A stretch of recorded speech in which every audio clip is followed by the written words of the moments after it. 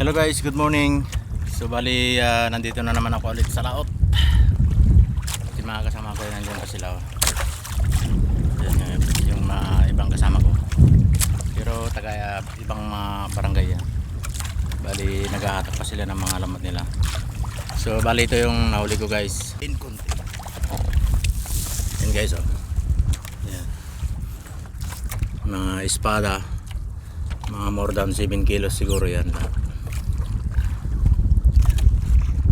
Nandun pa yung mga ibang kasamahan na naghahatak pa ng lambat nila. Yung iba umuwi na rin. So, bali ito lang guys yung nahuli ko ngayon. Espada ulit, more than 7 kilos. Bali pauwi na rin ako dahil tapos na ako naghahatak ng lambat. So, yan.